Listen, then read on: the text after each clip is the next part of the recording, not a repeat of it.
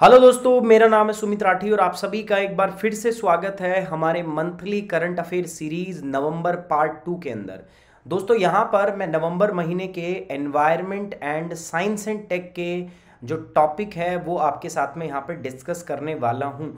ये हमारा सीरीज, इस सीरीज के अंदर नवंबर महीने के करंट अफेयर के अंदर ये पार्ट 2 है। पहला पार्ट हम ऑलरेडी कर चुके हैं जिसमें एनवायरनमेंट और साइंस एंड टेक के क्वेश्चन हमने जो टॉपिक हमने डिस्कस किए। एक सेपरेट टॉपिक हम कर लेंगे, टेस्ट आपका कर लेंगे जिसमें मैं पूरे नवंबर महीने के एमसीक्यू आपके साथ में डिस्कस कर लूँगा, तो अच्छे से तैयारी आपकी हो जाएगी। नवंबर महीने के में यूपीएससी के लिए क्या क्या टॉपिक इंपॉर्टेंट थे वो सारे के सारे टॉपिक दोस्तों मैं कवर कर रहा हूँ। पहला पार्ट आपने देखा है, नहीं देखा तो जाके फटाफट देख लीजिए दोस्तों। दूसरा पार्ट जो है वो भी मैंने यहाँ पे ले आया हूँ आप लोगों के लिए। दूसरा पार्ट भी आप यहाँ से देख सकते हैं दोस्तों। पार्ट 1 एंड पार्ट 2 दो पार्ट जो हमारे सामने आ गए हैं, ठीक है। दोस्तों ये आपको पता ही होगा, हमारे ये 4 चैनल थे यार यूपीएससी सीएससी के लिए। मैप 101 जो है इसको हमने रीब्रांड कर दिया एज यूपीएससी 101। देखो चारों चैनल आप सब्सक्राइब कर लो यार। मेरी जितनी भी लाइव क्लास है, ठीक है, वो इसी चैनल पे होगी। मैप्स 101 जो था ना, इसको हमने रीब्रांड कर दिया एज यूपीएससी 101। मेरी जितनी भी लाइव क्लास होगी अब सारी की सारी कहाँ होती है, यूपीएससी 101 पे ही सारी लाइव क्लास जो है मेरी होती हैं। तो मेरी लाइव क्लास के लिए दोस्तों आप इस चैनल को सब्सक्राइब कर लो, यूपीएससी 101 को। पहले तो आप बिना सब्सक्राइब करके भी आप देख सकते थे, बट अब दिक्कत होगी, इसलिए आप सभी बच्चों से रिक्वेस्ट है दोस्तों कि आप मेरे मैप्स 101 चैनल, जिसका नाम बदल के हमने यूपीएससी 11 किया था, उस चैनल को फटाफट क्या कर लो दोस्तों, सभी बच्चे सब्सक्राइब कर लो। और साथ ही साथ मैं आपको बताना चाहूँगा, जितने भी मेरे बच्चे यहाँ पे हैं जो मेरे से पढ़ते हैं, मेरी रेगुलर क्लास करते हैं, वो मेरे टेलीग्राम चैनल को भी ज्वाइन कर लो। लिंक आपको कमेंट बॉक्स में मिल जाएगा। सारे बच्चों से रिक्वेस्ट है कि फटाफट जाइए और टेलीग्राम चैनल को ज्वाइन कर लीजिए ताकि लेटेस्ट इन्फॉर्मेशन क्लास की आपको तुरंत मिलती रहे। देखो दोस्तों, आप मेरे साथ अनअकैडमी ऐप पे भी जुड़ सकते हो। यूट्यूब एक प्लेटफॉर्म है, इसके साथ साथ अनअकैडमी ऐप भी एक प्लेटफॉर्म है जहां पर आप मेरे साथ जुड़ के क्विज कर सकते हो। मेरे साथ मिलके आप स्पेशल क्लास कर सकते हो, जैसे अभी स्पेशल क्लास कर रहे हो, और मेरे साथ मिलके आप प्लस कोर्स भी कर सकते हो। तो सारी चीज़ें आपके लिए मैं लेके आ चुका हूँ दोस्तों। ऑलरेडी मैं आपके लिए डिस्कस इन सब चीज़ों को कर रहा हूँ, ठीक है। तो आप याद रखिएगा दोस्तों, जब भी अनअकैडमी को ज्वाइन करना है तो आपका कोड क्या रहेगा, सुमित10। You just have to use the code सुमित10 फॉर अनअकैडमी सब्सक्रिप्शन।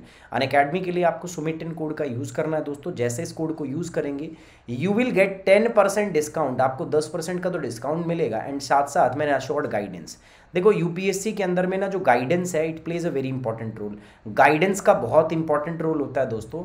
मैं 2 बार इस एग्जाम को मैंने क्लियर किया है और दोनों बार मेरे पास गाइडेंस था, तभी मैं इसको क्लियर कर पाया। सो गाइडेंस जो है it plays very important role in this examination. So make sure आप सही गाइडेंस के अंदर में इस काम को करें, इस बात का ध्यान रखें। तो ऑलवेज यूज द कोड सुमित10 to get the 10% off Unacademy. ये 10% का डिस्काउंट सिर्फ आज है, यानी कि सिर्फ 28 फरवरी। जैसे ही अब 1 मार्च होगा, अनअकैडमी का कहना है कि डिस्काउंट हम 10% से घटा के दोस्तों कितना कर रहे हैं, 5% कर रहे हैं, तो वो आपका लागू हो जाएगा, ठीक है। लास्ट क्लास में हमने बात की थी कुछ 7 टॉपिक्स की। इस क्लास में मैं 8वें टॉपिक से स्टार्ट कर रहा हूँ, mRNA वैक्सीन। देखो कोरोना वायरस के लिए, देखो अब तो वैक्सीन आ चुकी है, फाइजर वैक्सीन आ चुकी है, और आपको पता होगा ये फाइजर वैक्सीन किस पे काम करती है, आरएनए टेक्निक के ऊपर काम करती है। लेकिन सोचो जब नवंबर की बात हो रही थी, तब उस समय नवंबर के अंदर हम इस वैक्सीन को डेवलप करने की बात कर रहे थे, ठीक है। हम बात कर रहे थे कि कैसे इस वैक्सीन को हम डेवलप करेंगे वगैरह वगैरह, वो सब बातें हम कर रहे थे। तो उस समय तकनीक एक डिसाइड की गई थी कि भाई mRNA टेक्निक का इस्तेमाल करके हम वैक्सीन डेवलप करेंगे। और जो फाइजर और ये जो वैक्सीन डेवलप की गई है ना, ठीक है, ये इसी टेक्नोलॉजी का इस्तेमाल करके, ठीक है, द मॉडर्ना और फाइजर वैक्सीन जो है वो इसी तकनीक का इस्तेमाल करके दोस्तों वो डेवलप की गई है, ठीक है। आपको पता होगा मॉडर्ना और फाइजर वैक्सीन जो है रिसेंटली अनाउंस हुई थी। ये नवंबर की बात है यार, तो नवंबर में अनाउंस हुई थी ना। तो जब ये नवंबर में अनाउंस हुई थी तो इसमें बताया गया था कि हम mRNA तकनीक का इसमें क्या कर रहे हैं दोस्तों, इस्तेमाल कर रहे हैं, ठीक है। अब आप पूछोगे सर ये mRNA क्या होता है। देखो M का मतलब होता है मैसेंजर आरएनए, ठीक है। क्या होता है, messenger RNA. It is a single stranded RNA. RNA का मतलब होता है राइबो न्यूक्लिक एसिड। तो मैसेंजर आरएनए जो होता है वो सिंगल स्ट्रैंड आरएनए होता है दोस्तों, ठीक है। Molecule that is complementary to one of the DNA strand of a gene. जो डीएनए होता है उसके एक स्ट्रैंड के क्या होता है दोस्तों, बराबर होता है। द mRNA जो होता है is a RNA version of a gene that leaves the cell nucleus and move to the cytoplasm which protein where proteins are made. तो बेसिकली ये क्या होता है, mRNA जो होता है ना, ये RNA का वर्जन होता है, ठीक है। इस सेल न्यूक्लियस को छोड़ता है और साइटोप्लाज्मा में एंटर करता है, बेसिकली जहां पर प्रोटीन जो है आपका वो बनाया जाता है। समझ रहे हो बात को? During protein synthesis an organelle called ribosome moves along the mRNA, read its base sequence and use the genetic code to translate each 3 base triplet or codon into its corresponding amino acid। अब ये बात obvious बात है यार, अपने को समझ में आएगी नहीं, ठीक है, क्योंकि थोड़ी लाइफ साइंस ज़्यादा ही घुस गई इसमें, बायो, ठीक है, बायो टेक्नोलॉजी ज़्यादा ही घुस गई है, बट ठीक है, फिर भी अपने को देखना पड़ेगा। अब mRNA वैक्सीन क्या होती है? देखो, mRNA टेक्निक का इस्तेमाल करके जो वैक्सीन बनाई जाती है ना, उसी को हम mRNA वैक्सीन कहते हैं। ये वैक्सीन जो होती है ना, it make use of the messenger RNA, अभी मैंने बताया, तो मैसेंजर आरएनए मॉलिक्यूल का हम इस्तेमाल करते हैं। बेसिकली मैसेंजर का मतलब क्या है? देखो, आप नॉर्मल सिंपल भाषा में समझो, बिल्कुल आसान भाषा में, मैसेंजर का मतलब क्या होता है? मैसेंजर का मतलब ये होता है जो आपकी बॉडी को एक संदेश भेजे, मैसेज दे। तो ये जो मैसेंजर आरएनए मॉलिक्यूल्स हैं, ये आपकी बॉडी की जो सेल्स रहते हैं ना, जो व्हाट प्रोटीन्स टू बिल्ड, ये उसको मैसेज देते हैं कि किस प्रकार के प्रोटीन आपको बिल्ड करने हैं। तो जब ये वैक्सीन आपको लगाई जाती है ना, तो ये वैक्सीन आपकी बॉडी को सिग्नल भेजती है कि आपको कोरोना का जो स्पाइक प्रोटीन नहीं होता है, कोरोना के ऊपर ऐसे कुत्से से होते हैं, ये स्पाइक प्रोटीन ही आपकी सेल के साथ चिपकता है और फिर आपकी सेल में अंदर पेनिट्रेट कर जाता है, और उसके बाद में यही रेप्लिकेशन में हेल्प करता है। मतलब जो सेल रेप्लिकेट होती है ना, फिर उसी में यही कुत्सा जो टाइप का होता है, वो जो कोरोना वायरस के अंदर आपने देखा होगा, ये बाहर जो होता है ये वाला, ठीक है। तो ये क्या करता है? ये मैसेज भेजता है आरएनए वैक्सीन कि ये जो कुत्सा सा है ना, SARS-CoV-2 का जो ये कोरोना का ये जो बाहर उभरा हुआ है, इसको बनाना है, इस प्रोटीन को क्या करना है दोस्तों? बिल्ड करना है। अब जब ये हमारी बॉडी में बिल्ड होने लग जाते हैं दोस्तों, तो हमारी बॉडी को अलार्म मतलब मिल जाता है, हमारे इम्यून सिस्टम को पता चल जाता है कि अच्छा भाई, ये तो कोई बाहर का फॉरेन पार्टिकल है, और फिर हमारा इम्यून सिस्टम उसके लिए एक्टिव होकर तुरंत उस पर काम करने लग जाता है, और हमारे बॉडी में उसके खिलाफ इम्यून सिस्टम जनरेट हो जाता है। ये प्रॉब्लम है, ये सारा का सारा मेथड है। तो मैसेंजर आरएनए के द्वारा मैसेज भेजते हैं हमारी बॉडी के, हमारे बॉडी की सेल्स को, कि किस प्रकार का प्रोटीन हमें सिंथेसिस करना है।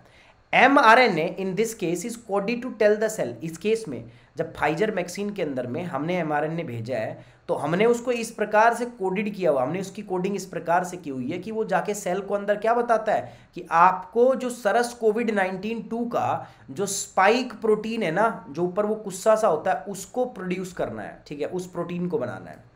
It is the spike protection. ये जो स्पाइक प्रोटीन है ना, इसको क्यों बनवा रहे हैं हम दोस्तों? यही कोरोना वायरस, इस कोरोना का नाम ही इसलिए कोरोना पड़ा है, कुछ गुस्से की वजह से, स्पाइक प्रोटीन की वजह से, ठीक है। यही वो प्रोटीन होता है जो हमारी सेल की सरफेस के साथ अटैच करता है, फिर हमारी सेल के अंदर में पेनिट्रेट कर जाता है, और बाद में हमारे सेल के अंदर जाके अपनी फोटोकॉपी की मशीन को एक्टिवेट करता है। तो अगर हमारे बॉडी को हमने mRNA के द्वारा कोडेड करके ये बता दिया कि आपको स्पाइक प्रोटीन बनाना है, तो फिर हमारी बॉडी को ऑटोमेटिक एक सिग्नल चला जाएगा और हमारा इम्यून सिस्टम जो है उसके प्रति एक्टिवेट हो जाएगा। A corona vaccine based on mRNA once injected into the body. भाई, जैसे ही ये वैक्सीन आपकी बॉडी में इंजेक्ट होगी, ये बॉडी को इंस्ट्रक्ट करेगी, आपकी बॉडी को बताएगी, ठीक है, सेल्स को बताएगी कि आप स्पाइक प्रोटीन जैसा ही क्या करो, प्रोटीन क्रिएट करने लग जाओ। In turns, this is expected to prompt the immune cell to create antibody to fight it। और इससे क्या होगा बताओ? अगर आपकी बॉडी के अंदर जो सेल है वो अगर स्पाइक प्रोटीन टाइप का कुछ प्रोटीन बनाने लगे, तो बॉडी को तो ऐसा लगेगा ना कुछ बाहर से आया है, तो हमारा इम्यून सिस्टम जो है वो क्या हो जाएगा दोस्तों? ट्रिगर हो जाएगा। जैसे मैं आपको बताऊं, उसको मोटिवेशन मिल जाएगा। अब वो ट्रिगर हो जाएगा, तो उसके बाद में आपका जो इम्यून सिस्टम है वो ट्रिगर होने के बाद में वो आपका जो इन्फेक्शन है उससे फाइट करेगा, कोरोना वायरस से फाइट करेगा। These antibodies will remain in the blood and fight the real virus if and when it infect the human body। ये कह रहा है कि ये जो एंटीबॉडी है ना, ये हमारी बॉडी में रहेगी, हमारे ब्लड के अंदर रहेगी, और आपकी बॉडी, आपके जो शरीर के अंदर रह के जो कोरोना वायरस है उससे क्या करेगी दोस्तों? ये फाइट करेंगी, उससे लड़ेंगी, ठीक है, उससे क्या करेंगी? फाइट करेंगी, उससे लड़ेंगी। ये ऐसा बोल रहा है, ठीक है। आगे बढ़ते हैं दोस्तों, अगली बात करते हैं SpaceX Crew-1। देखो, SpaceX उस समय तो शायद पता नहीं इतने लोग जानते थे कि ना जानते, लेकिन अब तो यार सब लोग जान गए हैं। जब से एलॉन मस्क दुनिया के रिचेस्ट पर्सन बने थे ना, तब से सब लोग जान गए हैं SpaceX के बारे में। SpaceX, टेस्ला, सोलर सिटी, इनके बारे में अब सब लोग जान गए। पेपल, ये बेसिकली एलॉन मस्क की कंपनी है, एलॉन मस्क की सोच है। देखो स्पेस में जाना, ठीक है, स्पेस पे जाने के लिए हैवी इंफ्रास्ट्रक्चर की ज़रूरत पड़ती है, बहुत ज़्यादा खर्चा आता है, बहुत सारी चीज़ें होती हैं। ये मतलब नॉर्मल प्राइवेट सेक्टर के लिए बात नहीं है, क्योंकि ये कैपिटल इंटेंसिव सेक्टर है, यहाँ पर बहुत ज़्यादा खर्चा होता है। तो ऐसा माना जाता था कि यहाँ पे प्राइवेट एंटिटी टिक नहीं सकता। लेकिन एलॉन मस्क जो है ना वो पागल आदमी है, ठीक है, वो कह रहा है कैसे नहीं होगा, हम देखेंगे। तो उसने कुछ ऐसा करके दिखाया दोस्तों, स्पेस इंडस्ट्री को प्राइवेट डोमेन में ले गए वो तो मार्स में कॉलोनी बसाने की बात करते हैं, कहते हैं कि बहुत जल्दी में मार्स के अंदर में कॉलोनी भेज देंगे हम, मतलब लोग को भेज देंगे, मार्स पे कॉलोनी बना लेंगे हम, है ना। तो बहुत ही रिवोल्यूशनरी आदमी है एलोन मस्क। तो उन्हीं की कंपनी है स्पेस एक्स। तो दोस्तों उनका क्रू 1 था, और ये जो क्रू 1 है इसके अंदर में बोइंग और स्पेस एक्स ने मिलके एक ड्रैगन कैप्सूल बनाया दोस्तों, जिसमें वो क्या करेंगे, धरती से लेकर यूएस से हमने एक इंटरनेशनल स्पेस स्टेशन बना रखा है ऊपर, ठीक है, हमने क्या बना रखा है, इंटरनेशनल स्पेस स्टेशन। तो यहाँ से लेकर वहाँ पर नॉर्मली पहले जो भेजता था, वो भेजता कौन था, नासा भेजता था, खुद अपने एस्ट्रोनॉट को भेजता था। इसमें दोस्तों खर्चा बहुत आता था, क्योंकि जो नासा रॉकेट यूज़ करता था ना वो रीयूजेबल नहीं थे। लेकिन क्या किया इन लोगों ने, ठीक है, स्पेसएक्स ने एक रीयूजेबल रॉकेट बनाया जिसका नाम था जिसका नाम तो अभी बताऊंगा, फैल्कॉन 9। तो उस फैल्कॉन 9 जो है वो आपका रीयूजेबल रॉकेट था, और उसका इस्तेमाल करके, मतलब उसका बार बार इस्तेमाल किया जाए, रीयूजेबल है वो। तो अगर हम रीयूजेबल चीज़ का इस्तेमाल करेंगे, एक बार भेज दिया, दोबारा भेज सकते हैं, तिबारा भेज सकते हैं। नासा क्या था, एक बार भेज देगा, दोबारा काम का नहीं। तो नासा का खर्चा बहुत ज़्यादा आता था। अब नासा को तो एस्ट्रोनॉट भेजने हैं यहाँ पे, ठीक है, अब नासा क्या करेगा, प्राइवेट को दे देगा, ठेका दे देगा, किसको, स्पेसएक्स को ठेका दे, भाई तू भेज दे हमारे। अब देखो इसमें नासा के भी पैसे बचेंगे और स्पेसएक्स के पैसे बनेंगे, और कम पैसे में यहाँ पर जो है आपको भेजा जा रहा है, ठीक है। चलिए, तो कह रहा है कि क्रू ऑफ 4 एस्ट्रोनॉट, 4 एस्ट्रोनॉट का एक जो क्रू है, ठीक है, वो इंटरनेशनल स्पेस स्टेशन की ओर जा रहा था। Space x crew dragon spacecraft, जिसका नाम रखा गया था रेजिलियंस, ये नवंबर की बात है ना। द फैल्कॉन एक्स, जो Falcon x, the space x का जो फैल्कॉन 9 रॉकेट है उसके ऊपर इसको लॉन्च किया जाएगा। और ये फैल्कॉन 9 जो है वो रीयूजेबल है, रीयूजेबल मतलब बार बार इसका रीयूज इस्तेमाल किया जा सकता है। The SpaceX has schedule to launch 2 more crewed flight in 2021। अच्छा, इससे 2021 के अंदर में भी 2 क्रू फ्लाइट जो है और आपकी लॉन्च की जाएगी, ये बात इससे बताई गई है। The mission was initially plan to be launched in July 2020। वैसे पहले कह रहे थे कि जुलाई 2020 में लॉन्च करेंगे, बट इन्होंने पहले ही लॉन्च कर दिया। हाउएवर, सॉरी, लेट हुआ है क्योंकि जुलाई में कोरोना आ गया था तो पोस्टपोन होना पड़ा। However it was postpone due to the COVID pandemic. तो इंपॉर्टेंट बात यही है कि इसके अंदर यार बोइंग और स्पेस एक्स ने ना, नासा ने इसको सेलेक्ट किया था in 2014 to develop a transportation system, जो आपके क्रू है उनको ट्रांसफ़र करेगा, ठीक है, यूएस से इंटरनेशनल स्पेस स्टेशन में भेजेगा। तो ये देखो 4 एस्ट्रोनॉट हैं जिनको भेजा गया है कहाँ पर दोस्तों, इंटरनेशनल स्पेस स्टेशन में, ठीक है। तो यहाँ से इनको भेजा गया है, और ये जिस रॉकेट में भेजा गया उसका नाम है फैल्कॉन 9, ठीक है, और उस स्पेसक्राफ्ट का नाम है resilience. These integrated spacecraft, rocket and associated systems will carry up the 4 astronauts on the NASA mission. This will help in maintaining a space station crew of 7 to maximize time dedicated to scientific research in the orbiting or laboratory. समझ रहे हो। तो ये इसका क्या होगा दोस्तों, फायदा होगा। मतलब अब प्राइवेट आदमी भी जो है, प्राइवेट इंडस्ट्री जो है वो वहाँ पे जो अंतरिक्ष के अंदर में स्पेसक्राफ्ट जो है भेजने लगे। आप सोच लो इसका कितना महत्व है। अगला कह रहा है दोस्तों बायो डिकम्पोजर टेक्निक। देखो यार, ये आप जानते हो ना, स्टबल बर्निंग एक बड़ी प्रॉब्लम है, ठीक है, स्टबल बर्निंग जो है वो एक बड़ी प्रॉब्लम है। कहाँ पर, स्पेसिफिकली ना नॉर्थ इंडिया, उत्तरी भारत के अंदर स्टबल बर्निंग बहुत ज़्यादा होती है। और ये जो स्टबल बर्निंग है इससे निजात पाया जाता है। इससे निजात पाने के लिए हम बहुत सारी प्रभावी तकनीक ढूंढने का प्रयास कर रहे हैं, बट मतलब मिल भी रही है, बट हाँ हम उसको इस्तेमाल नहीं कर पा रहे। तो ये जो पॉल्यूशन की प्रॉब्लम है वो दैट इज स्टिल देयर, मतलब अभी भी प्रदूषण की समस्या जो है वो अभी भी है। तो ऐसे में ना एक और नई तकनीक अपनाई गई है, वो क्या है मैं बता देता हूँ। मान के चलो अपन कुछ ऐसा करें, मान लो चावल की धान की वो जो पराड़ है ना, स्टबल जिसको बोलते हैं, डंठल, चावल निकालने के बाद जो बच जाता है, अगर हम उस पर कुछ ऐसी चीज़ों का छिड़काव कर दें कि वो तेज़ी से गल जाए, ठीक है। अब ऑब्वियस बात है भाई, उससे क्या बनेगा, खाद तो बनेगा ही अगर वो गलेगा, लेकिन वो गलने में समय बहुत लगाता है ना।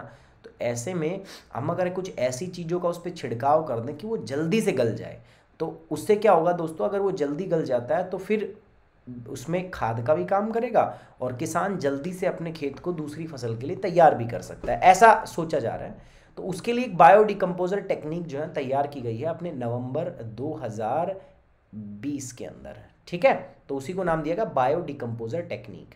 तो कह रहा है कि इंडियन एग्रीकल्चरल रिसर्च इंस्टीट्यूट जो है उसमें बायो डिकम्पोजर टेक्निक बनाई है जो हमारे क्रॉप का जो स्टबल बचता है उसको कंपोस्ट में बदलने की क्षमता रखता है, which is deemed to a cost effective way to deal with the air pollution. ये बहुत अच्छे तरीके से, बहुत ही कम खर्चे के द्वारा हम जो स्टबल बर्निंग की प्रॉब्लम है दोस्तों उसके द्वारा उसके साथ में हम लड़ सकते हैं, है ना। इसका नाम रखा गया पूसा डिकम्पोजर, ठीक है। नाम क्या रखा गया? पूसा डिकम्पोजर। ये जो पूसा डिकम्पोजर टेक्निक होती है इसके अंदर हम एक लिक्विड बनाते हैं, ऐसे कुछ लिक्विड मतलब कुछ घोलते हैं, कुछ कैप्सूल वगैरह डालते हैं हम इसके अंदर और इसका हम इस्तेमाल करते हैं। और जैसे ये स्टबल है ना, इसके ऊपर इसका हम छिड़काव कर देते हैं। तो इससे क्या होगा, ये स्टबल जो है वो 20 दिन के अंदर पूरा डिकम्पोज हो जाएगा, खाद बन जाएगा, कंपोस्ट बन जाएगा इसका, ठीक है। तो ये पेस्ट तैयार किया जाता है डिकम्पोजर कैप्सूल का इस्तेमाल करके। ये कैप्सूल और ऐसी चीज़ें जो है जो आसानी से इस पेस्ट को बनाने में इस्तेमाल की जाए, जैसे गुड़ वगैरह, तो ये कैप्सूल दे देंगे यहाँ से, ठीक है, पूसा वाले, ठीक है। ये कैप्सूल दे देंगे, साथ साथ में आपको गुड़ वगैरह जो है वो इस्तेमाल करके पेस्ट बना लेना, 8 से 10 दिन बना के पेस्ट तैयार करके रखना है और फिर आपको इसके ऊपर छिड़काव कर देना है। तो इससे क्या होगा, जब इसको ऊपर आप छिड़काव कर दोगे तो ये जल्दी गल जाएगा, ठीक है, डिकम्पोज हो जाएगा। The technology called Pusa decomposer, इस टेक्नोलॉजी को नाम दिया गया Pusa decomposer. It involves making a liquid formulation using the decomposer capsules and readily available inputs, fermenting it over the 8 to 10 days, मतलब ये बना के आपको 8 से 10 दिन तक रखना पड़ता है इसको, ठीक है। और उसके ऊपर बाद में आप क्या करो, इसको ऊपर जो क्रॉप्स के स्टबल हैं, जो बचा हुआ रेशा है ना क्रॉप का, उसके ऊपर छिड़काव कर दो। This technique will decrease the use of fertiliser and increase the productivity of the farm soil. आप सोचो, जब ये गल जाएगा तो ये गल के क्या बन जाएगा, कंपोस्ट बन जाएगा। और जब ये कंपोस्ट बन जाएगा तो इससे खेत के अंदर में फर्टिलाइजर डालने की भी जरूरत नहीं होगी। जब दोस्तों स्टबल जलाया जाता है, देखो वो स्टबल बर्निंग क्यों की जाती है, देखो ये जो धान का ये बच जाता है, ठीक है, ये हमें जलाना पड़ता है। क्यों भाई जलाना इसलिए पड़ता है भाई, क्योंकि दूसरी फसल उगानी है, अब इस पे तो आप बुआई कर नहीं सकते। तो जब आप जलाते हो ना तो सॉइल के बहुत सारे इंपॉर्टेंट बैक्टीरिया जो है वो मर जाते हैं, साथ साथ सॉइल की प्रोडक्टिविटी जो होती है वो भी प्रभावित होती है। लेकिन अगर आप इस प्रकार की तकनीक का इस्तेमाल करते हो तो आपकी मिट्टी जो है उसकी पैदावार भी बढ़ती है, उसके अंदर कंपोस्ट होता है, खाद का काम करता है, तो ये एक अच्छी चीज़ है ना। और सबसे बड़ी बात है ये जलेगा नहीं, और जलेगा नहीं तो प्रदूषण हटेगा। आपको पता है दिल्ली और उत्तर भारत के बहुत सारे स्टेट है जो इस प्रकार की स्टबल बर्निंग से बहुत परेशान है बेचारे, है ना। तो IRAI has developed this new and innovative techniques under which they gives 4 capsule. इसके अंडर में क्या करते हैं पता है आपको, 4 कैप्सूल देंगे आपको। इनकी मदद से आप 25 लीटर का एक लिक्विड बना सकते हैं, ठीक है, बना लिया। 25 लीटर का एक मिक्सचर बना लो आप, जिसमें जैगरी, गुड़ और चिकपी फ्लोर का हम इसका आटे का इस्तेमाल करते हैं। और ये आप बना लो, 25 लीटर को आप 1 हेक्टेयर में डाल दो, 1 हेक्टेयर में इसकी छिड़काव कर दो। उसके बाद में जो स्टबल है ना, ये जो डंठल है चावल का, ये 20 दिन के अंदर में कंपोस्ट बदल जाएगा, खाद में बदल जाएगा। अब ये अच्छा भी रहेगा ना दोस्तों, देखो ये जो होगा ये मिट्टी के अंदर रिचनेस ऐड करेगा। स्टबल बर्निंग जो है मिट्टी के अंदर, मिट्टी को और ज़्यादा उपजाऊ बनाएगा। साथ ही साथ में जो यहाँ पे जो बैक्टीरिया होता है which is very much useful for the soil, तो उसके लिए भी ये मददगार होगा, है ना। मिट्टी के लिए जो बैक्टीरिया होता है उसमें भी ये मददगार होगा, मिट्टी के लिए जो है एक मतलब उसके लिए भी एक अच्छा काम करेगा ये, ठीक है। Apart from causing harms to the environment, साथ साथ में एनवायरमेंट को भी कोई क्षति नहीं होगी। This improve the fertility and productivity of the soil as the stubble works as a manure and compost for the crop and lesser fertilizer consumption is required in the future। और इससे क्या होगा भाई, हमें मिट्टी के अंदर स्टबल अगर मैं बात करूं तो वहाँ खाद की भी कम ज़रूरत पड़ेगी, कंपोस्ट की भी कम ज़रूरत पड़ेगी, और जो फर्टिलाइजर का कंजम्पशन है वो भी क्या हो जाएगा, भविष्य के अंदर में डिक्रीज हो जाएगा। ये इंपॉर्टेंट बात है, ठीक है। तो ये तकनीक याद रखना, इसका नाम है पूसा डिकम्पोजर। समझ में आई बात क्या है? अरे समझ में आई कि नहीं आई? देखो पूसा डिकम्पोजर में क्या कर रहे हैं हम, जो पूसा है हमें कैप्सूल टाइप का कुछ बना के देगी, ठीक है। अब वो क्या देगी अपने को उससे कोई मतलब नहीं है। और साथ साथ में हमें कुछ एक घोल बनाना है जिसमें गुड़ और चिकपी फ्लोर का हम इस्तेमाल करेंगे, और इसका इस्तेमाल करने के बाद में 25 लीटर का हम एक सॉल्यूशन बना लेंगे जिसको 8 से 10 दिन तक हम रखेंगे फर्मेंटेशन के लिए। उसके बाद इसको 1 एकड़ में छिड़क दो, 20 दिन के अंदर आपका ये जो पूरा का पूरा ये जो है ना धान का ये स्टबल जो है ये गल जाएगा। ये किस में बदल जाएगा दोस्तों, आपका कंपोस्ट में, खाद में बदल जाएगा। तो एक तीर से 2 शिकार, ठीक है, चलिए आगे बढ़ते हैं।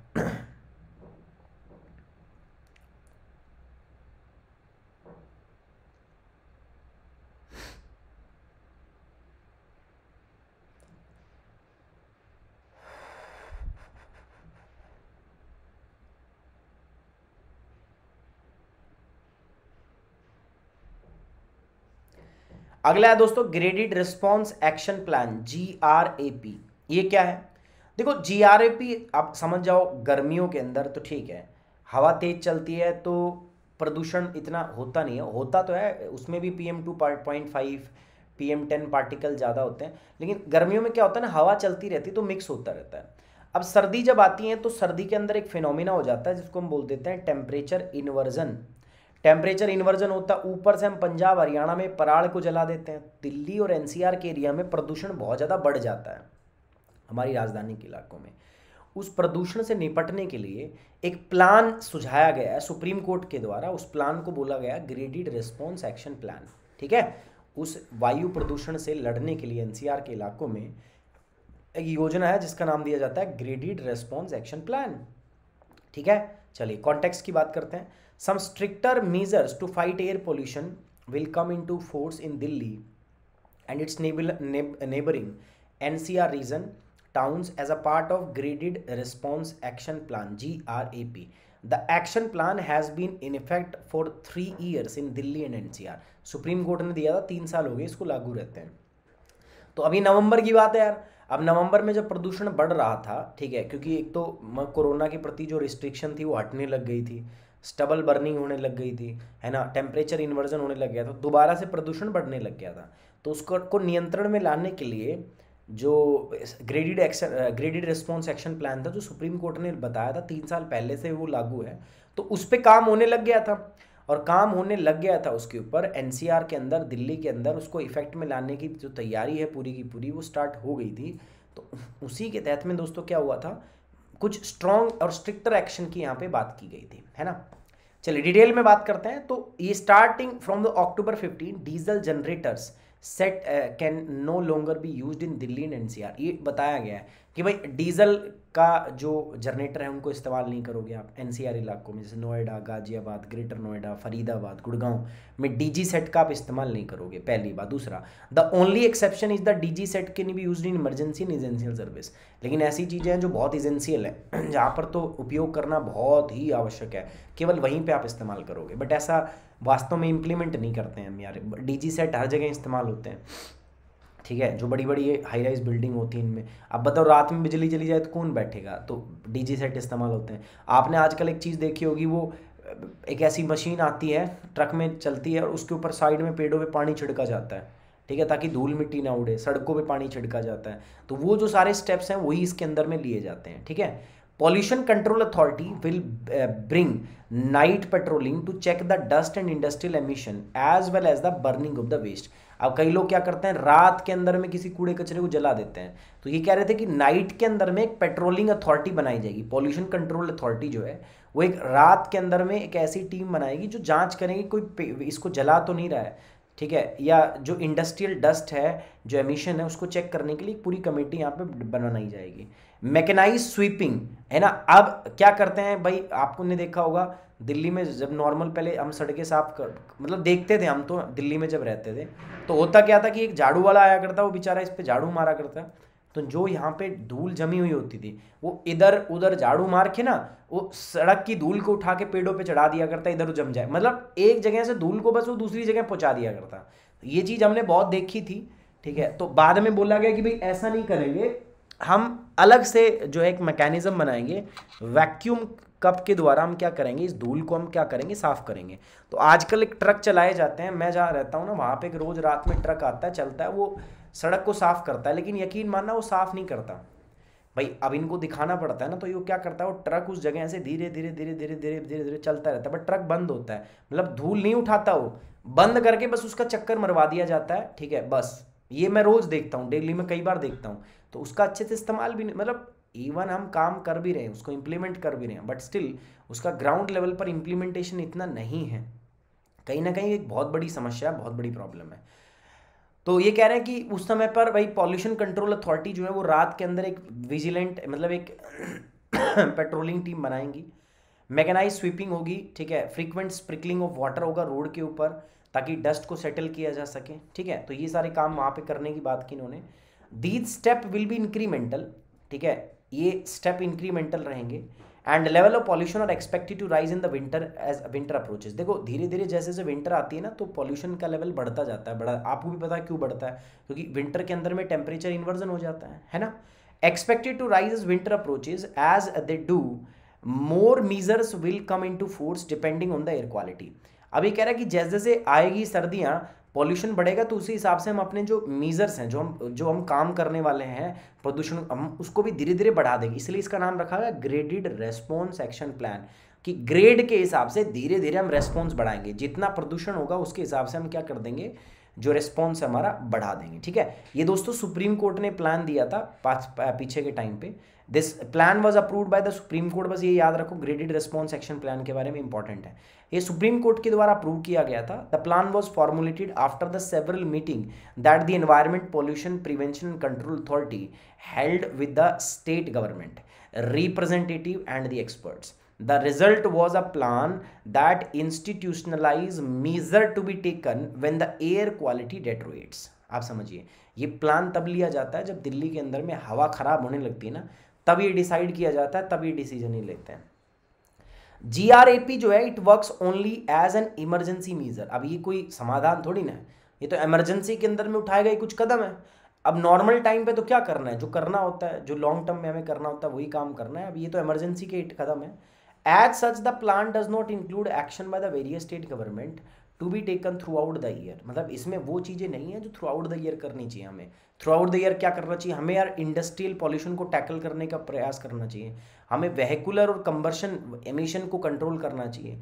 प्लान देखो दिल्ली के अंदर में जब ठंड आती है ना तो पुरानी गाड़ियों के जो 15 साल से पुरानी हो चुकी है उनको ज़्यादा वो विजिलेंट हो जाते हैं, पकड़ते हैं उनको, इम्पाउंड करते हैं, लेकिन नॉर्मल टाइम पे नहीं करते वो, तो उनको पहले से वो काम करना चाहिए ना। Therefore when the air quality moves from poor to very poor the measure listed under both the sections have to be followed, है ना। जब अब आप पुअर से वेरी पुअर में चली जाती है तब ये ग्रेडेड रिस्पॉन्स एक्शन प्लान जो है ये काम में लाए जाते हैं, ठीक है। 12वां टॉपिक है दोस्तों शुक्रयान। ये शुक्रयान क्या आप समझ जाओ, शुक्रयान का मतलब क्या है, ठीक है। The French space agency CNES announce that it is to participate in ISRO Venus mission, कि भारत का जो यान है जो शुक्र पे जाएगा, है ना भाई। शुक्र जो है वो भी पृथ्वी का पड़ोसी ग्रह, एक तरफ पड़ोसी हमारा क्या, देखो इधर ये पृथ्वी है तो इधर बात करें तो पड़ोसी है मार्स, जिसपे हम लगातार नजर बनाए हुए हैं। अब मतलब इसरो कह रहा है कि मार्स से हट के बात करो, पहले सब चंद्रमा चंद्रमा करते थे, तो अब हम कह रहे हैं मार्स से हट के बात करो, अब हम शुक्र की बात कर रहे हैं, अब हम वीनस की बात कर रहे हैं। तो भारत कह रहा है कि हम वीनस के लिए यान भेजेंगे, शुक्र के लिए यान भेजेंगे, नाम रखेंगे शुक्रयान, जैसे मंगलयान था शुक्रयान, ठीक है। अब ये फ्रेंच स्पेस एजेंसी कह रही है कि ठीक है भैया हम भी आपके साथ पार्टिसिपेट करेंगे। तो the French space agency CNES announce that it is to participate in ISRO Venus mission Shukrayaan, कि ये इसरो का जो वीनस मिशन है शुक्रयान उसमें पार्टिसिपेट करेंगे। That is to be launch in 2025, ये 2025 के अंदर में इसको लॉन्च किया जाएगा। The ISRO chairman and his French counter held talks to review the area of cooperation between the countries, है ना। तो इन्होंने देखा है, ठीक है, कि क्या क्या एरिया ऑफ कॉपरेशन हो सकता है। तो भारत कहने का मतलब है शुक्रयान हम भेजने वाले हैं वीनस के लिए, शुक्र के ग्रह के लिए, जैसे मंगलयान भेजा था ना ऐसे शुक्रयान। और हमारे साथ कौन पार्टिसिपेट करेगा, फ्रेंच की जो स्पेस एजेंसी है वो इसरो के साथ में इसमें पार्टिसिपेट करेगी, ठीक है। शुक्रयान के बारे में थोड़ा पढ़ लेते हैं। The mission is to study the atmospheric chemistry, compositional variation and dynamic of planet Venus. हम क्या करना चाहते हैं, हम वहाँ जाएंगे, हम ये पढ़ेंगे कि वहाँ के एटमॉस्फेयर की केमिस्ट्री कैसी है, एटमॉस्फेयर किस किस चीज़ों से बना हुआ है वगैरह, ये सारी बात करेंगे हम, ठीक है, जाके पढ़ेंगे वहाँ पे। Compositional variation and dynamic of the planet Venus, है ना, ये सब बातें हम पढ़ेंगे। Earlier this mission was scheduled to be launch in 2023। देखो पहले हमने सोचा था कि इस मिशन को 2023 के अंदर में क्या किया जाएगा दोस्तों, लॉन्च किया गया जाएगा। मतलब ये ऐसा पहले हमने सोचा था कि we will launch this mission in the 2023, मतलब 2023 के अंदर में हम इसको लॉन्च करेंगे।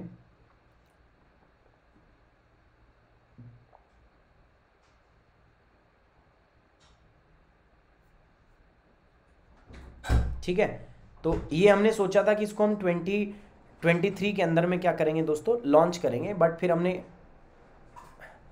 Earlier this mission was schedule to be launch in 2023, but अभी हमने सोचा नहीं भी पहले ही भेजेंगे।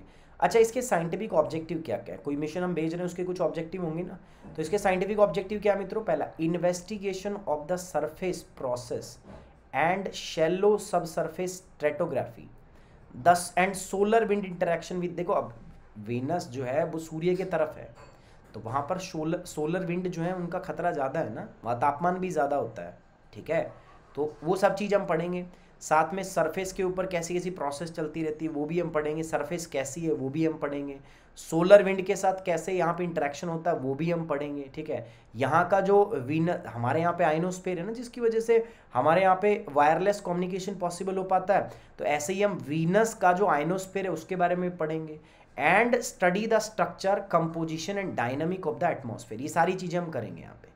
The satellite is plan to be launched on board GSLV Mark 2 रॉकेट, तो जो हम सैटेलाइट भेजेंगे ना यहाँ पे, तो वो सैटेलाइट हम किसके द्वारा भेजेंगे, GSLV Mark 2 के द्वारा। देखो पहले तो हमारे पास GSLV था नहीं, हमने मंगलयान के ऊपर PSLV से ही भेज दिया, ठीक है, PSLV से ही हमने भेज दिया, लेकिन हम कह रहे हैं कि इसके लिए तो हमारे पास GSLV आ गया ना, तो GSLV Mark 2 जो है, बाहुबली जो है हमारा फैट बॉय, हाथी का बच्चा, उसके द्वारा हम क्या, वो तो Mark 3 है, उसके द्वारा हम क्या करेंगे, इसको हम भेजेंगे। The proposed orbit is expected to be around 500 into 60,000 kilometre around the Venus. This orbit is likely to be reduced gradually over several month to a lower apoapsis, यानी कि फार्देस्ट पॉइंट धीरे धीरे। अच्छा, अब अगला टॉपिक आता है deemed forest. बस आपको शुक्र मिशन के बारे में याद रखना है कि शुक्रमान यान जो है वो हम भारत और फ्रांस दोनों मिलके जो है भेजने वाले हैं ना। Let's discuss about the deemed forest. Deemed forest के बारे में चर्चा कर लेते हैं कि भैया डीम्ड फॉरेस्ट जो है ये क्या है और क्या नहीं है, ठीक है। तो डीम्ड फॉरेस्ट जो है इस पे आ जाते हैं हम, है ना। डीम्ड फॉरेस्ट मतलब देखो फॉरेस्ट नहीं है, बट हाँ फॉरेस्ट जैसा ही है, दैट इज डीम्ड फॉरेस्ट, ठीक है। पहले पूरा मुद्दा पढ़ते हैं। कर्नाटक के जो फॉरेस्ट मिनिस्टर हैं Anand Singh announced in an assembly that the state government would soon declassified 6.64 lakh hectare of 9.94 lakh hectare of the deemed forest in the state, nearly 67% इलाका, ठीक है। मतलब स्टेट के अंदर कर्नाटक, ये भी मैंने पढ़ाया था आपको, कर्नाटक के अंदर में 9.94 लाख हेक्टेयर एरिया था जिसको उन्होंने डीम्ड फॉरेस्ट डिक्लेयर किया था। फॉरेस्ट जैसा, डीम्ड का मतलब क्या होता है भाई, फॉरेस्ट जैसा ही मान लो, फॉरेस्ट डिक्लेयर नहीं है वो, लेकिन हाँ फॉरेस्ट जैसा ही है, पेड़ पौधे वहाँ बहुत ज़्यादा हैं। तो कह रहे हैं हम उनमें से लगभग 6.64 लाख हेक्टेयर को हम डीक्लासीफाई करने वाले हैं। 67% जो डीम्ड फॉरेस्ट इलाका है ये उनको क्या करने वाले हैं दोस्तों, ये उसको डीक्लासीफाई करना चाहते हैं, मतलब डीम्ड फॉरेस्ट की कैटेगरी से बाहर निकालना चाहते हैं, ताकि इसके ऊपर और इसको रेवेन्यू अथॉरिटी को देने वाले, देखो ये कैलकुलेशन होती है, ठीक है। इसके बाद रेवेन्यू अथॉरिटीज़ इसके ऊपर अपना काम वाम कर पाएंगी, कलेक्शन, रेवेन्यू कलेक्शन वगैरह कर पाएंगी। The move has been taken after a study of actual extent of the deemed forest और area by the local committee headed by official from the revenue forest and land, मतलब पूरा committee के बाद में ऐसा हुआ है, डिसाइड किया गया, ठीक है।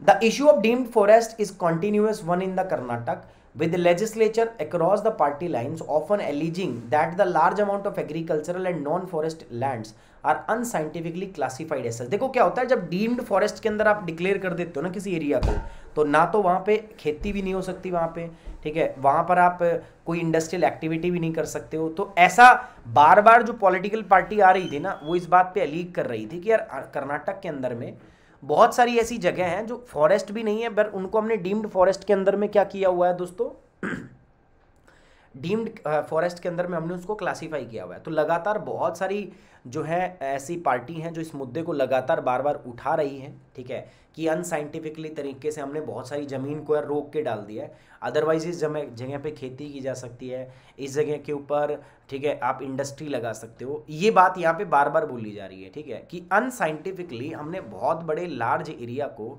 हमने क्लासीफाई कर रखा है एज आ क्या, एज अ डीम्ड फॉरेस्ट हमने क्लासीफाई कर रखा है। अब समझना दोस्तों डीम्ड फॉरेस्ट होते क्या हैं, ठीक है। एक expert committee constituted by the Karnataka government after the supreme court order, ठीक है, इन TN आपका Godavarman Thirumulpad 1996 case, identified deemed forest is a land having the characteristics of forest irrespective of the ownership. याद रखना मेरी बात को, ठीक है। एक सेकंड देना मेरे को यार, एक सेकंड देना।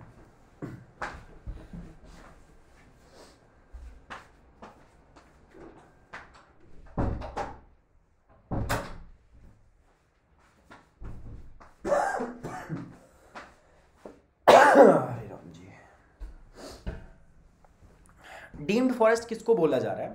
तो देखो, सुप्रीम कोर्ट ने एक कमेटी बनाई हुई है, ठीक है, 1996 के अंदर, और उसी के द्वारा डीम्ड फॉरेस्ट को क्लासिफाई किया गया क्या कि एक ऐसी जगह जो कैसी दिखती है, फॉरेस्ट जैसी दिखती है। ओनरशिप से कोई लेना देना नहीं, बट हाँ ये फॉरेस्ट जैसी दिखती है ना। इसके अंदर में थिकली वुडेड एरिया है। यहाँ पर क्या है दोस्तों, थिकली वुडेड एरिया है, मतलब बहुत ज़्यादा यहाँ पर वुड्स जो हैं वो आपकी पाई जाती हैं, ठीक है।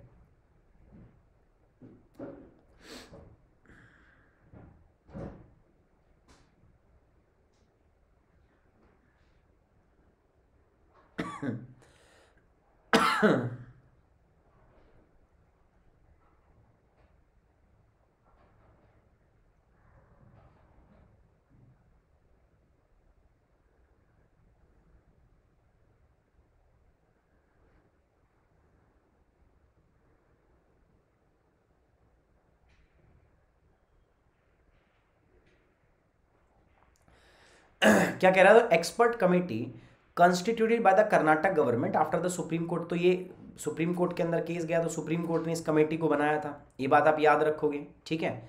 उसके बाद ये क्या कह रहा है दोस्तों, उसके बाद कह रहा है कि थिकली वुडेड एरिया, मतलब ये ऐसा एरिया होता है जिसमें बहुत ज़्यादा वुड, मतलब जंगल टाइप का एरिया होता है आपका, बहुत ज़्यादा लकड़ी वकड़ी पेड़ पौधे होते हैं। Area of the revenue department not handed over to the forest department, but इसको फॉरेस्ट डिपार्टमेंट को नहीं दिया जाता। Thickly wooded areas of the revenue department not handed over to the forest department. Thickly wooded area recommended to be handed over to the forest department and thickly wooded land distributed to the आपका grantees but not cultivated।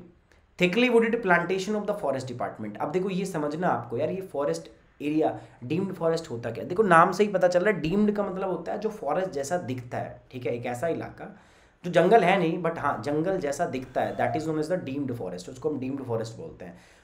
अब उसकी क्या है, ये 4 characteristics है कि आप किसको डीम्ड फॉरेस्ट बोलोगे, इररेस्पेक्टिव द ओनरशिप। आप ये मत सोचो कि ओनरशिप किसके पास रहेगी, फॉरेस्ट डिपार्टमेंट के पास रहेगी, रेवेन्यू डिपार्टमेंट के पास रहेगी, ये आप मत सोचो इस बारे में, ये आपका सोचने का काम नहीं है। बट हाँ जो फॉरेस्ट जैसा दिखता है, ठीक है, उसको फॉरेस्ट एरिया डीम्ड फॉरेस्ट कह देंगे। Why does the government want to release the forest? अब ऐसा क्या हो गया कि भाई 9 लाख हेक्टेयर जगह थी, उसमें से 67% को डिक्लासीफाई कर रहे हैं, तो उसके पीछे का पर्पस क्या है, क्यों ऐसा कर रहे हैं? देखो, in 2014 the then government decided to have a relook at the categorisation of the forest. 2014 में एक मतलब जो सरकार थी उन्होंने सोचा था कि इस प्रकार का वर्गीकरण जो हुआ है वनों का, उस पर वो दोबारा ध्यान देंगे इस कैटेगरी के ऊपर, और उसको डिक्लासीफाई करने के बारे में बात हुई थी। The dictionary definition of forest was applied to identify thickly wooded area as deemed forest. A well-defined scientific variable criteria was not used, resulting in a subjective classification। अब क्या हुआ, जब ये किया जा रहा था ना, तो उस समय पर 2014 के अंदर में आपका जो डिक्शनरी की जो परिभाषा है ना, जिसमें डिक्शनरी में जो फॉरेस्ट की परिभाषा है, उस परिभाषा को अप्लाई कर लिया गया। हालांकि एक साइंटिफिक क्राइटेरिया होता है भाई, जिस प्रकार से हम उसको डिसाइड करते हैं, वो क्राइटेरिया अप्लाई नहीं किया गया, और एक नॉर्मली डिक्शनरी की डेफिनेशन के आधार के ऊपर, एक क्राइटेरिया के आधार के ऊपर इन्होंने उस एरिया को क्या कर दिया दोस्तों, क्लासीफाई कर दिया। The subjective classification in turn resulted in the conflicts. अब इससे यार थोड़ा बहुत दिक्कत होने लग गया, कन्फ्लिक्ट इससे उत्पन्न होने लग गया। Ministers have also argued that land was randomly classified as deemed forest by officials, causing hardship to the farmer in the some area। कुछ कुछ इलाकों में यार फार्मर्स को भी दिक्कत हो रही थी कि भाई तुमने इसको यार वो कर दिया है, अगर तुमने इसको मतलब क्लासीफाई कर दिया एज अ डीम्ड फॉरेस्ट तो दिक्कत तो होगी ना उनको भी। There is also a commercial demand for mining in some area. अब कुछ इलाकों में अब तुमने डीम्ड फॉरेस्ट कर रखा है, लेकिन वहाँ पर माइनिंग की डिमांड आ रही है, तो इसीलिए सरकार ने सोचा है कि यार इस पर माइनिंग हो सके, ठीक है ना। तो इस पे आपको देखना पड़ेगा कि इसकी माइनिंग हो सकती है। साथ साथ में यहाँ पे खेती की जा सकती है। तो इसी बात को ध्यान में रखते हुए ये लोग क्या कर रहे हैं, यहाँ से इसका वर्गीकरण जो है उसको अब बदल रहे हैं, बदलना चाह रहे हैं। आपको बात समझ में आई कि नहीं आई? देखो कर्नाटक के अंदर लगभग 9 लाख हेक्टेयर लैंड थी जिसको डीम्ड फॉरेस्ट बना रखा था। डीम्ड फॉरेस्ट का मतलब क्या होता है कि ऐसा इलाका जो पेड़, जो जंगल जैसा दिखता है लेकिन जंगल होता नहीं है। Irrespective of the ownership, ownership भूल जाओ कि रेवेन्यू डिपार्टमेंट के पास है या आपका एग्रीकल्चर डिपार्टमेंट, फॉरेस्ट डिपार्टमेंट के पास, उस बात पे ध्यान मत दो आप, ठीक है।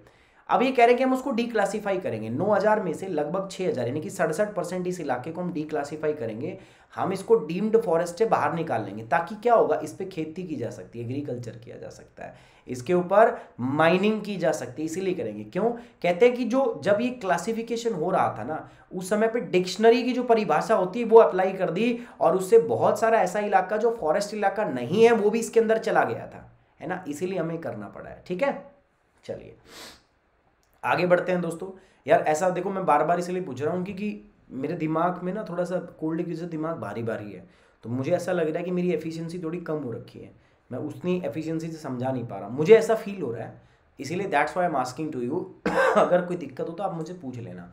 अब ये कह रहा है फॉरेस्ट क्लासिफिकेशन कैसे होती है इंडिया के अंदर। तो जो फॉरेस्ट सर्वे ऑफ इंडिया है क्लासीफाई करता है फॉरेस्ट को 4 क्लास के अंदर। पहला कहता है वेरी डेंस फॉरेस्ट, बहुत गहरे जंगल।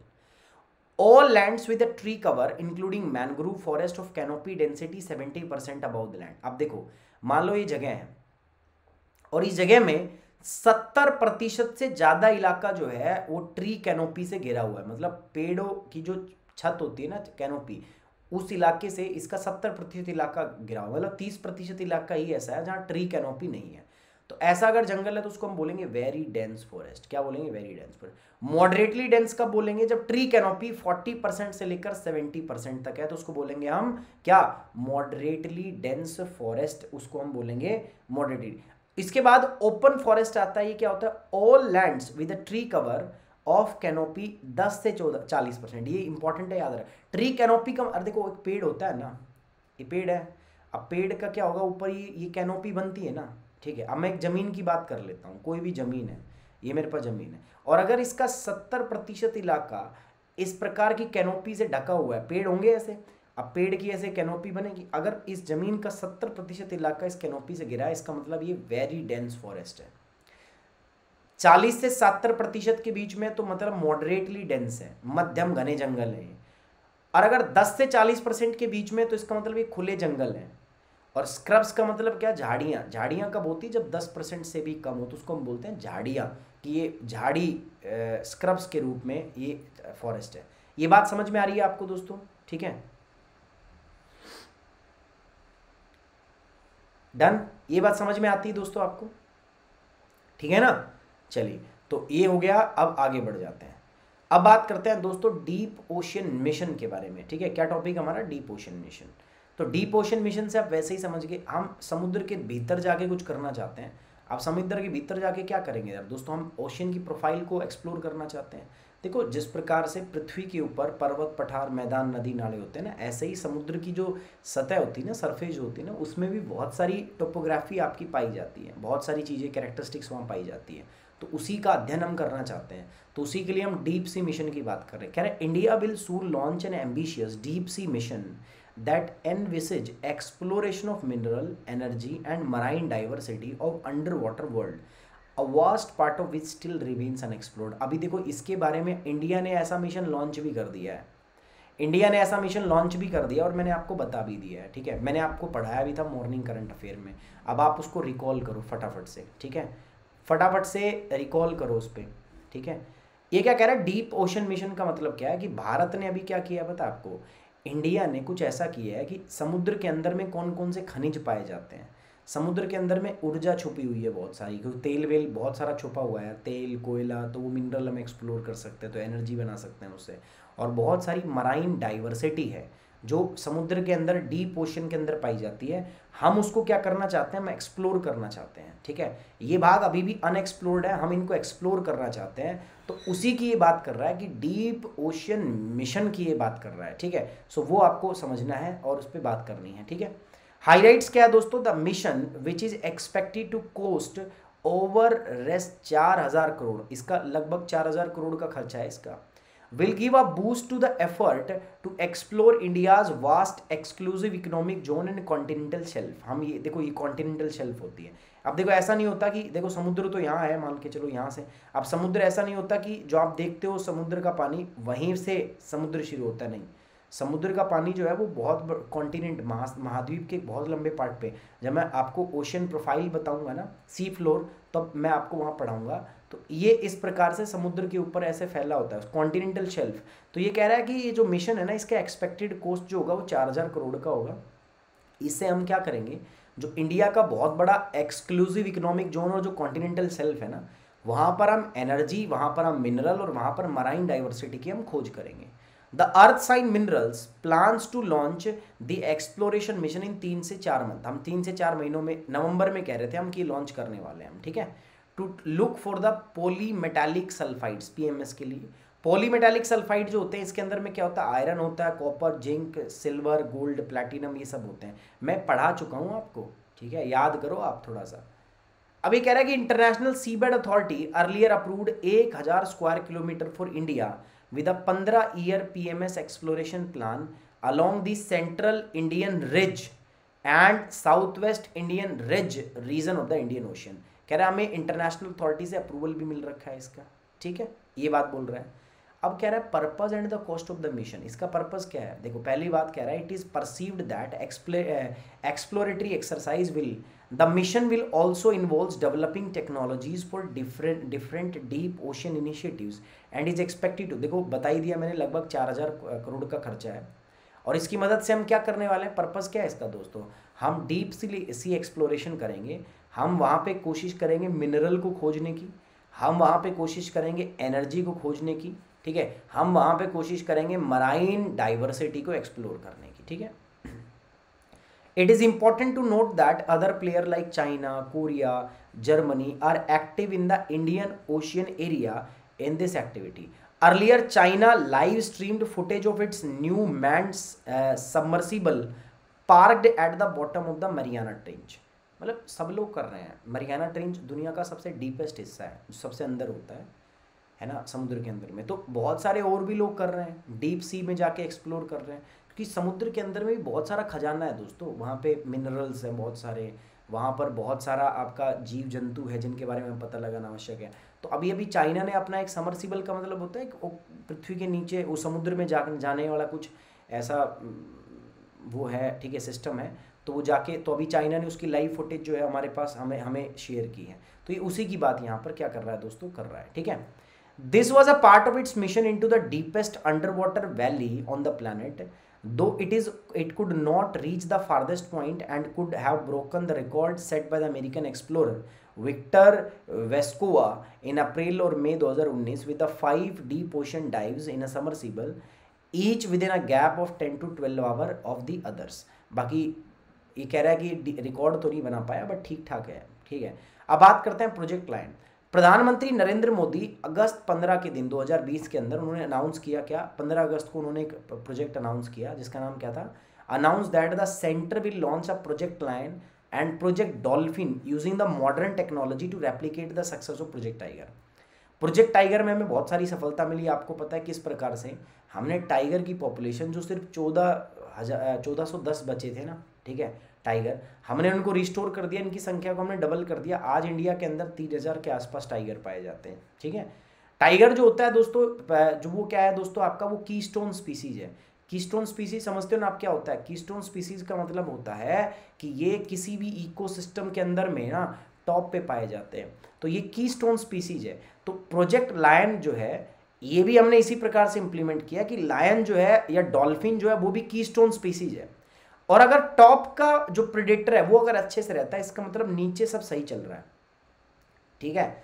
तो इसीलिए हमने प्रोजेक्ट लायन जो है उसको लॉन्च करने की बात की मोदी साहब ने कि भैया प्रोजेक्ट टाइगर बहुत अच्छे से चला, इसी की तर्ज पे हम अपने देश में प्रोजेक्ट लायन और प्रोजेक्ट डॉल्फिन जो है वो लॉन्च करेंगे। और इसमें हम पूरी मॉडर्न तकनीकी का हम क्या करेंगे, इस्तेमाल करने के माध्यम से हम प्रोजेक्ट टाइगर और प्रोजेक्ट लायन और प्रोजेक्ट डॉल्फिन जो है उसके माध्यम से हम दोनों को कंजर्व करेंगे।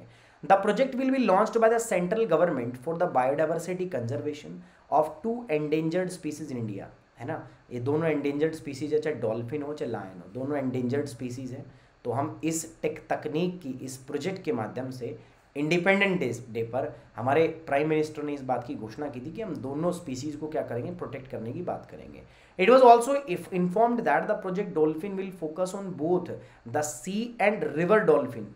अच्छा, रिवर डॉल्फिन के अंदर में हम दोनों पे, मतलब डॉल्फिन समुद्र में भी पाई जाती है और डॉल्फिन रिवर में भी पाई जाती है, तो हम दोनों प्रकार की डॉल्फिन पर क्या करेंगे दोस्तों, फोकस करेंगे, ठीक है। और कोशिश करेंगे कि हम बायोडाइवर्सिटी को बूस्ट कर पाएं एंड इस क्षेत्र में प्रोटेक्शन के द्वारा, एक तरफ तो हम चाह रहे हैं कि बायोडाइवर्सिटी को हम प्रोटेक्ट करें, साथ साथ इसी प्रोटेक्शन के माध्यम से हमारा ये भी प्रयास रहेगा दोस्तों कि हम यहाँ पे नए एम्प्लॉयमेंट के सोर्स जनरेट कर सकें, है ना। हम नए एम्प्लॉयमेंट के रिसोर्सेज यहाँ पे जनरेट कर पाएँ, अपॉर्चुनिटीज डेवलप कर पाएँ।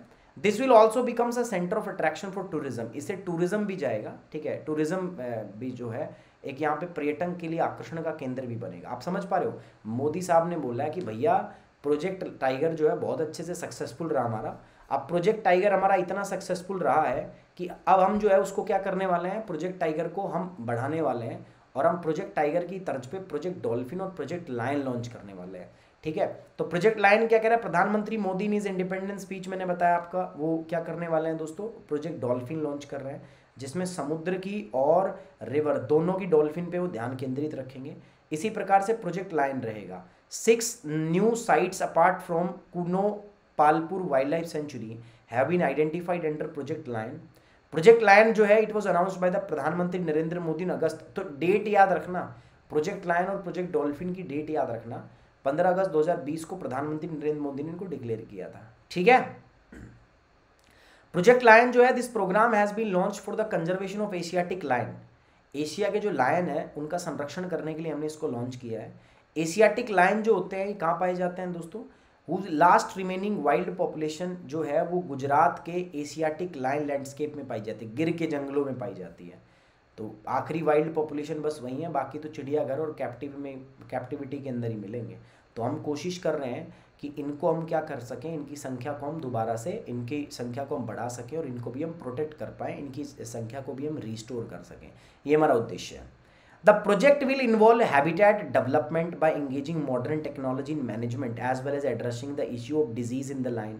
देखो इस परियोजना का उद्देश्य क्या है, हम आधुनिक तकनीकों के माध्यम से दोस्तों हम इनके जो हैबिटेट है, जो इनका जगह जहाँ रहते हैं उनका हम प्रबंधन कर पाएँ ठीक से, साथ साथ में जो जो शेरों में बीमारियाँ होती हैं उन बीमारियों का इलाज कर पाएँ हम, है ना। लैंडस्केप मैनेजमेंट कर पाएँ, ठीक है, संबंधित प्रजातियों के साथ लैंडस्केप प्रबंधन, पशु चिकित्सा देखभाल और उन्नत विश्व स्तरीय अनुसंधान के माध्यम से ये काम किया जाएगा, ठीक है। कह रहा कि द प्रोजेक्ट विल ऑल्सो भी address the human wild life conflict. हम कोशिश करेंगे कि मनुष्य और जो जीव जंतुओं के बीच में जो कॉन्फ्लिक्ट होता है उसको भी हम क्या करें, मिनिमल करें, ठीक है। इससे हम टूरिज्म के भी एवेन्यू डेवलप करेंगे, टूरिज्म को बढ़ाने का हम प्रयास करेंगे। The Wildlife Institute of India, साथ साथ में Gujarat forest department has created a Project Lion proposal, इन्होंने इस प्रपोजल को क्रिएट किया है। It has been sent to the Union Ministry of Environment Forest and Climate Change for approval. तो इस मंत्रालय को अप्रूवल के लिए भेज दिया है। एशियाटिक लाइन जो है ये आपका गिर के नेशनल पार्क के अंदर यहाँ पे पाए जाते हैं, ठीक है, और सौराष्ट्र के रीजन में पाए जाते हैं। तो Gujarat forest department in June 2020 has suggested their population to be increased by 29% to 523 in 2015 to 674 इन 2020, हमने टारगेट रखा हुआ है, ठीक है। 6 नई साइट जो है वो आइडेंटिफाई की गई है लायन के रीलोकेशन के लिए, है ना। पॉसिबल लायन रीलोकेशन मतलब वहाँ पर हम शेर को इंट्रोड्यूस कर सकते हैं। एक तो रखा गया माधव नेशनल पार्क मध्य प्रदेश के अंदर, उसके बाद है सीता माता वाइल्ड लाइफ सेंचुरी राजस्थान के अंदर, उसके बाद है एक Mukundara hill tiger reserve Rajasthan के अंदर, Gandhi Sagar wildlife sanctuary Madhya Pradesh के अंदर, Kumbhalgarh wildlife sanctuary Rajasthan के अंदर, उसके बाद है Jassore Balaram Ambaji wildlife sanctuary adjoining the landscape of Gujarat, ठीक है, यहाँ पर, ठीक है। तो ये हमने 6 साइट जो है ये क्या की हैं दोस्तों, सेलेक्ट की हैं। अगली बात है दोस्तों, आपको पता है दिवाली का टाइम था यार नवंबर में, तो वहाँ पर फायर क्रैकर जो थे उसके ऊपर बैन लगा दिया गया था। नेशनल ग्रीन ट्रिब्यूनल जो थी हमारी, उसने फायर क्रैकर जो है उनको हमने क्या कर दिया था, बैन कर दिया था, और ग्रीन फायर क्रैकर बनाए थे इस बार, ठीक है, ग्रीन फायर क्रैकर। तो National Green Tribunals firecrackers in place where the air quality is poor, तो वहाँ पर जहाँ पर हवा की क्वालिटी पुअर थी वहाँ पर बैन जो है वो लगा दिया था। गाइडलाइन क्या क्या थी दोस्तों फायर क्रैकर के रूप में बता देता हूँ मैं। National Green Tribunal directed that there would be total ban on the sale of firecracker. ठीक है, अब देखो ये नवंबर का टॉपिक था तब ये इंपॉर्टेंट था, अब ये इतना इंपॉर्टेंट नहीं है कि पूछेगा आपसे कि फायर क्रैकर पर बैन क्यों लगाया था वगैरह वगैरह। हाँ, लेकिन ग्रीन क्रैकर जो है ये पूछा जा सकता है। ठीक है, ग्रीन क्रैकर जो है ये पूछा जा सकता है। ग्रीन क्रैकर क्या होते हैं? NGT also directed that in place where the ambient air quality fell under the moderate और below category, वहाँ पर सिर्फ आप देखो ऐसे स्थान जहाँ पर हवा की क्वालिटी मॉडरेट या आपका कैसी हो, मॉडरेट हो, ठीक है, एयर क्वालिटी, या उससे नीचे कैटेगरी, मतलब ज़्यादा सीवियर कैटेगरी ना हो। पुअर कैटेगरी में है तो कोई भी पटाखे नहीं चलाओगे, लेकिन आप मॉडरेट कैटेगरी में है और उससे कम की कैटेगरी में है, मतलब ठीक ठाक है हवा की क्वालिटी, आप वहाँ पे ग्रीन पटाखे चला सकते हो। अभी ग्रीन पटाखे क्या होते हैं ये याद रखना आपको बस। The panel specifies that data from November 2019 would be calculated to ascertain the average ambient air quality for both instances. The tribunal in the order noted that Odisha, Rajasthan, Sikkim, Delhi and Chandigarh among the other had prohibited the sale and use of the firecracker to protect the vulnerable group. ठीक है, ये बात आपको याद रखनी है। ठीक है, सो ये मुद्दा था कि how firecracker are harmful, ये तो सबको पता है यार किस प्रकार से हार्मफुल है। लॉन्ग टर्म सॉल्यूशन क्या है ये भी देख लो। तमिलनाडु 90% फायर क्रैकर जो है प्रोड्यूस किए जाते हैं। ठीक है, has legitimate concerns on the fate of the industry this year. अब तमिलनाडु में 90% पटाखे बनते हैं, तो अब मान लो फायर क्रैकर को बैन कर देगी NGT तो वहाँ तो दिक्कत हो जाएगी ना। बट फिर भी यार ये मुद्दा है जो आपको ध्यान रखना है। उम्मीद करता हूँ दोस्तों ये भी आपको पूरा समझ में आया होगा। हमारा पार्ट 2 कंप्लीट हो गया है। ठीक है, हमारा साइंस एंड टेक और एनवायरनमेंट नवंबर का कंप्लीट है। अगली जो सीरीज़ हमारी चलेगी वो पॉलिटी के ऊपर डिस्कशन होगा। कितने बजे मिलेंगे हम? 5 बजे। ठीक है, 5 PM। इसके बाद दूसरा लेक्चर हमारा आएगा 6:30 PM के ऊपर। अभी मैं लिंक दोनों का टेलीग्राम पे शेयर कर दूंगा, चिंता की कोई बात नहीं, आप वहाँ से लिंक जो है ले सकते हैं और मेरे साथ जुड़ सकते हैं। आप दोस्तों मेरे साथ अनअकैडमी ऐप पर भी तो जुड़ सकते हैं, अनअकैडमी ऐप पे जुड़ सकते हैं। यहाँ पर मेरे साथ GS प्लस और ऑप्शनल सारे कोर्सेज जो हैं आप मेरे साथ कर सकते हैं। ठीक है, ऑप्शनल के लिए मैं आपको लिंक मैंने ऑलरेडी टेलीग्राम पे डाल दिया, दोबारा मैं लिंक को टेलीग्राम पे डाल दूंगा, कोई दिक्कत वाली बात नहीं है, वहाँ से जाके आप सब्सक्राइब कर सकते हो। ये 1 साल 2 साल 3 साल की फ़ीस है। ये GS की है, ये कॉम्बो की है, GS की ऑप्शनल की है। लेकिन अगर आप सुमित 10 कोड यूज़ करते हैं तो आज आपको 10% डिस्काउंट मिलेगा, कल से डिस्काउंट 5% हो जाएगा। ठीक है, साथ साथ में एक बात और भी याद रखनी है, जिन बच्चों को कॉम्बो लेना है, अगर आइकॉनिक कॉम्बो लेना है तो ये प्राइस लिस्ट रहेगी, और प्लस का कॉम्बो लेना है तो ये प्राइस लिस्ट रहेगी। 70,000 रुपये मतलब GS और ऑप्शनल दोनों के लिए 1 साल, 2 साल के लिए 99,000। लेकिन अगर आप नहीं चाहते इतना पे करना, आप डिस्काउंट चाहते हैं तो आप मेरा कोड यूज़ कर लो। लेकिन जल्दी करो यार, ये कोड पे आज ही 10% डिस्काउंट है, कल से डिस्काउंट घट के कितना हो जाएगा दोस्तों आपका 5%। तो मैं नहीं चाहता किसी बच्चे को बढ़ा हुआ प्राइस पे करना पड़े, इसीलिए आज ही जाइए और फटाफट इसको क्या कीजिए दोस्तों, सब्सक्राइब कर लीजिए। Now on this note we are ending this session. तो याद रखिएगा, चाहे प्लस लें चाहे आइकॉनिक, आपका कोड क्या रहेगा? Sumit 10। Now on this note I am ending this session दोस्तों। Thank you very much, take care, bye bye, जय हिंद।